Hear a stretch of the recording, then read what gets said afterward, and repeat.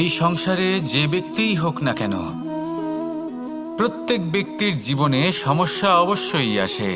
এমন কিছু মানুষ আছেন, যদি তাদেরকে জিজ্ঞেস করেন যে এমনটা ঠিক কেন হলো, তাহলে পুরো দোষটা তারা নিজেদের পরিস্থিতির ওপর ন্যস্ত করেন। যে আমি তো এমন একটা পরিস্থিতিতে ছিলাম, আমি কিভাবে কিছু করতাম, আমার কাছে আর কোনো বিকল্পই ছিল না।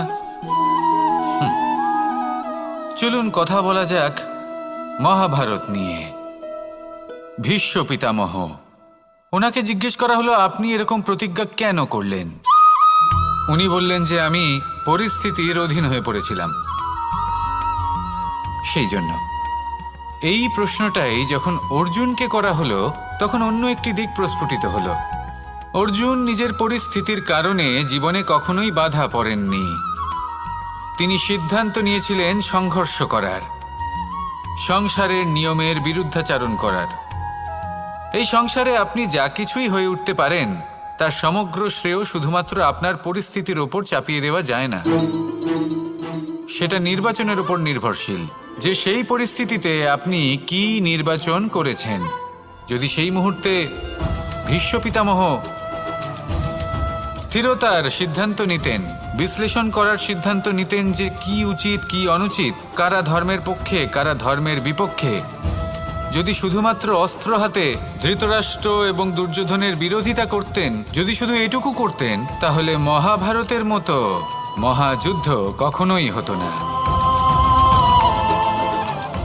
সমস্যা সবার জীবনেই আসে, কঠিন পরিস্থিতিও সকলের জীবনে আসে। সেই ব্যক্তি এগিয়ে যেতে পারেন যিনি শ্রেষ্ঠ নির্বাচন করার ক্ষমতা রাখেন। তাহলে সেটাই করুন, আর আমার সাথে ভালোবেসে বলুন রাধা রাধা।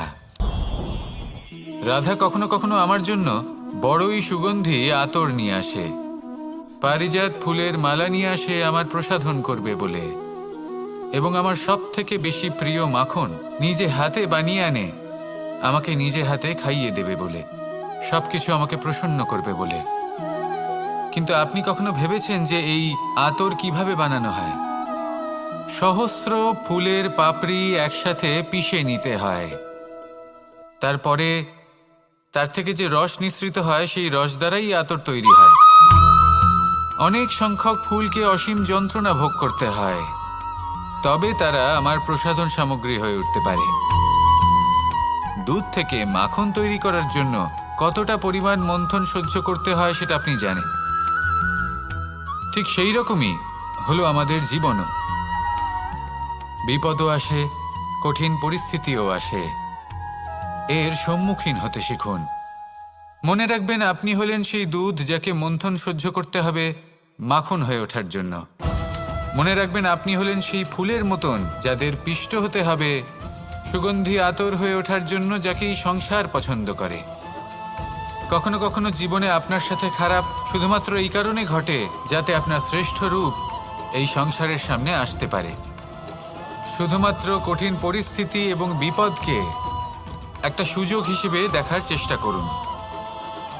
আপনার জন্য এই সংসার বদলে যাবে, সংসারকে দেখার দৃষ্টিভঙ্গি পাল্টে যাবে, আপনার ভাগ্য পাল্টে যাবে, আর এই মন প্রসন্ন হয়ে বলবে রাধা রাধা। জীবনে অনেক সময় আমরা এটা দেখে থাকি যে আগামী প্রজন্ম সেই কাজটি করে যেটা তার পূর্ববর্তী প্রজন্ম করে গেছেন। একটা উদাহরণ দিই, তাহলে দেখুন, একদিকে আছে মাতা পিতা যারা আজীবন সংঘর্ষ করেছেন ধন অর্জন করার জন্য, তারপর তারই সন্তান তার সাথেই লড়াই করে তার থেকে সমস্ত সম্পত্তি ছিনিয়ে নিল। তারপরে যত সময় অতিবাহিত হয়, সেই সন্তানের সাথেও সেই একই ক্রিয়া ঘটতে থাকে।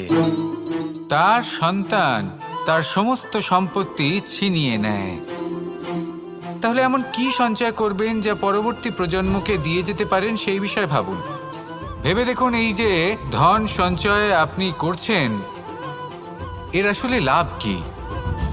অবশ্যই আবশ্যক, কিন্তু এটাই কি শুধু সবথেকে গুরুত্বপূর্ণ বিষয়, যেখানে আপনি জানেন যে আপনি এই সম্পত্তি ভোগ করতে পারবেন না, কারণ এই সমস্ত সম্পত্তি আপনাকে পরবর্তী প্রজন্মের হাতে সঁপে দিতে হবে। তাহলে ধন সঞ্চয় করুন, কিন্তু এমন একটা সম্পত্তি কেন সঞ্চয় করা উচিত নয় যার উপভোগও আপনি করতে পারবেন, পরবর্তী প্রজন্মকেও দিয়ে যেতে পারবেন, আর মতভেদও হবে না। এমন সম্পত্তি আছে, আর এই সম্পত্তি হলো প্রেম। যদি আপনার মনে কোনো কিছু সঞ্চয় করার বাসনা জেগে ওঠে, তাহলে প্রেম সঞ্চয় করুন। সেটা পরবর্তী প্রজন্মও পাবে এবং সেই প্রজন্ম ভবিষ্যতে ভালোবাসা ছড়াতে থাকবে। আর তখন এই মন সুপ্রসন্ন হয়ে বলবে, রাধা রাধা। জ্যোতিষ একটা বিদ্যা, এ হলো একটা বিজ্ঞান। যে নক্ষত্র দশায় আপনি জন্মগ্রহণ করেছেন, যে স্থানে আপনার জন্ম হয়েছে, এগুলো আপনার জীবনের দিশা স্থির করার ক্ষেত্রে গুরুত্বপূর্ণ ভূমিকা পালন করে। কিন্তু যে রাশিতে আপনি জন্ম নিয়েছেন আর আপনার যা নাম স্থির হয়েছে, সেটা আপনার ভবিষ্যৎ নির্ধারণ করবে তা আবশ্যক নয়।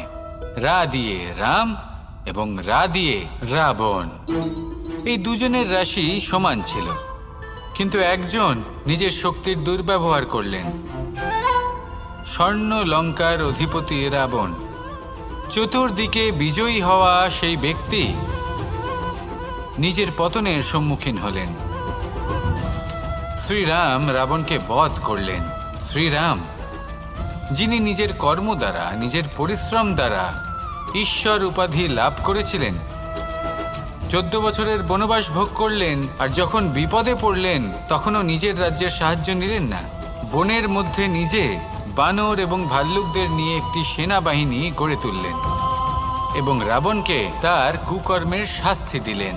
তাই সর্বদা এটা মনে রাখবেন, আপনার খ্যাতি, আপনার ভবিষ্যৎ আপনার কর্ম নির্ধারণ করে, আপনার রাশি নয়। তাই সবসময় শ্রেষ্ঠ কর্ম করুন আর আমার সাথে ভালোবেসে বলুন, রাধা রাধা।